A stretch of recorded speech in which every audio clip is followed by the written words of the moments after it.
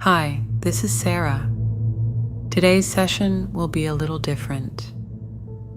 James has asked me to read an essay he wrote recently in the middle of 2024. It was spurred by a question from one of his readers, and he wanted to share it through this media channel. So what follows is an essay entitled Our Collective Reality. Question: what if this is just a prison planet? And our overlords want us to believe in all of this oneness, unity, God, and the golden rule, because it simply makes us more compliant. What if we're just prisoners inside a simulation or illusionary world without knowing or understanding why we are inside such a prison-like reality?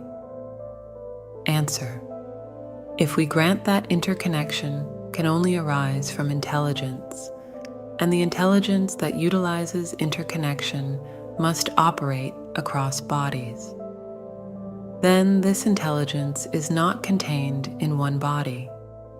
Take trees, for example. We're just learning, through the lens of science, that trees communicate amongst themselves through their roots and the soil within a forest. There is a larger entity than one tree. There's a social group that communicates. If trees and plants can do this, why can't other organisms? How does one contain this intelligence once it is not bound by a singular body? The intelligence to communicate across bodies is universal. At every scale of life, there is communication. The language of survival and lineage live within all species. This language is not contained or curtailed. It cannot be held or suppressed. It is the universal intelligence individualized, socialized, and then organized into one clarity and coherence of one organism. Why would such an organism create a prison planet? In other words, a planet that appeared to be one thing, a powerful, magnetic, amazing, complex theater of form, color, movement, and individualized intelligence, and then hide its true nature so we all believe we are free when we are not. All of this so we would refuse to believe that we are individual centers of co-creation, interconnected to one another through high-dimensional elements of our consciousness. And yet, it was all a ruse, an illusion. Why would an intelligence of that nature that actually animates nature be so inclined to be inauthentic, deceptive, or even indifferent? The facade of high dimensionality is low dimensionality. Low dimensionality creates relative ignorance of high dimensionality. In this relative ignorance, it's easy to believe that the intelligence of low dimensionality could be corrupted because of free will and the inequity of power. However, as we watch science increasingly validate that we are interconnected not only intraspecies, but all species, all forms of life in all space-times, and that the intelligence of our planet is but an atom in the infinite cells of the one, many, and all consciousness. The scale of the intelligence is utterly without bounds, and so why would such an intelligence create prisons or seek to control? The only way this universal intelligence can individualize itself is by creating space-time within low dimensionality.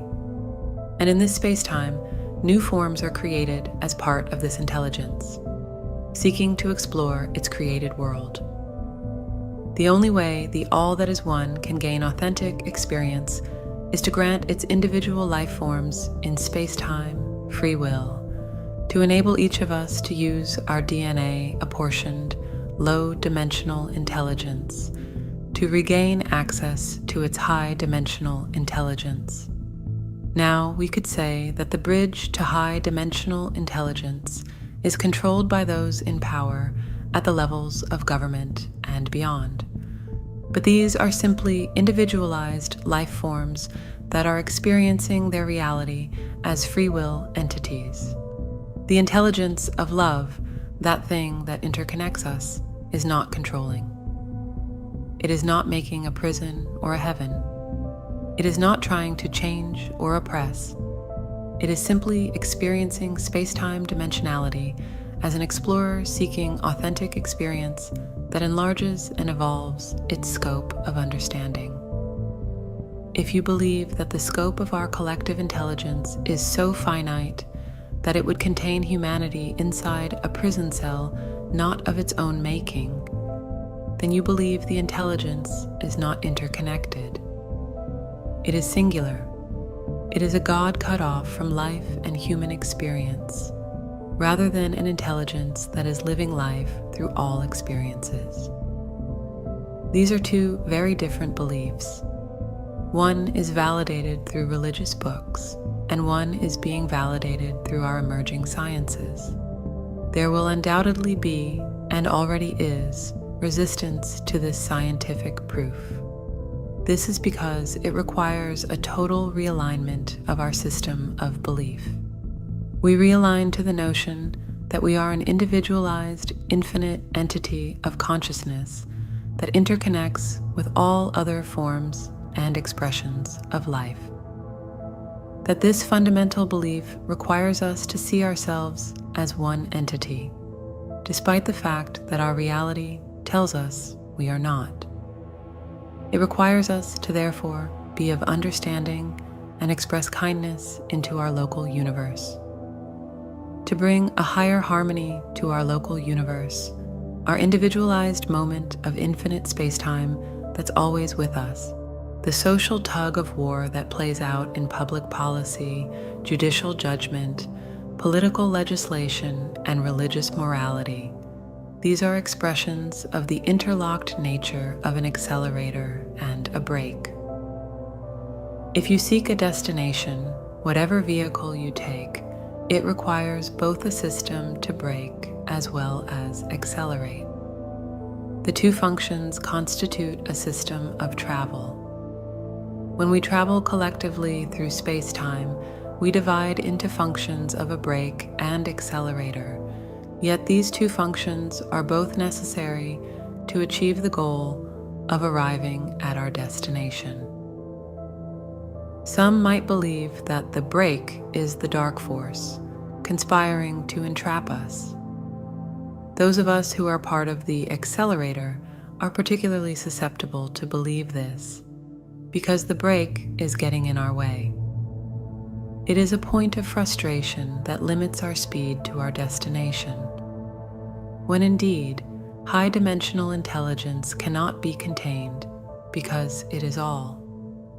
Only our physical bodies, emotional feelings, and lower mind can be trapped, and only then when we fervently believe that we are a single individual living a single lifetime in a reality not of our making. Then we can believe the brake is like a prison warden. It controls us. It frustrates us. It even outright kills us. And yet, in all of this theater of good and evil, of illusion and conspiracy, we know that we are part of the infinite now, because we exist now. It cannot be otherwise. There is no motive in anything infinite. There is only motivation in the finite. In the infinite, we are explorers, observers, learners, integrators, adjusters, evolvers, creators, and experiencers. Motive is not within the infinite. There is a clash between the finite dimensions of our local universe as a persona with a pronoun and name identity, and those infinite dimensions that are part of our high-dimensional reality local universe. They are initially incompatible. They conflict with one another because they are so radically different as to be antagonistic in the human view. It is the highest purpose of human behavior to reconcile these differences, to harmonize them so that they can form a partnership. We learn to see the brake and accelerator as one function of travel, individually and collectively. We learn to draw in the high-dimensional intelligence within our thoughts, feelings, and behaviors, while we live as a human being. We operate, inasmuch as we can, as a whole being that is not bound by space-time. We learn to see ourselves as a co-experiencer of our local universe, the finite parts in harmony with the infinite part. The break is imagined to be 1,000 different things. It is the other party in politics. It is the devil in religion. It is the government in society. It is the dark, nefarious money forces in conspiracy theories. It is celebrity influence in culture. All of these definitions only define a fear that we hold in the finite parts of us, and that fear is that we are not infinite, that we are not interconnected, that we are not part of an intelligence of love and kindness. And why do we hold those fears? Because we have listened to the outside of our local universe and not the inside. Because we have listened too well with our sensory brain and not with our heart's ear to our soul. Our local universe is our private sanctuary to learn from our higher self and that infinite intelligence that flows through it. To bring the high-dimensional perspective into our local universe and to practice it behaviorally, knowing it is the only method to validate for ourselves its efficacy, value, and truth. We live in a collective reality at every moment, collective in the largest sense of that word. We are moving from the singular individual of a species to a collective without exclusion. Consciousness of a cosmic scale is too limiting to use as a definition. The scales of an individual and collective intelligence are so different as to be inconceivable to coexist in space-time, and yet they do. The high-dimensional intelligence understands who it is and why it is. That is all it requires. This knowledge of who and why we are is the key that unlocks every door between our finite selves and our infinite self. Integrating our finite and infinite knowledge is what we are doing whether we know it or not. It is quite literally the only game in town. It is simply being carried out in an infinite variety of ways because we are bestowed with individuality, free will, and authentic learning while retaining our collective essence within.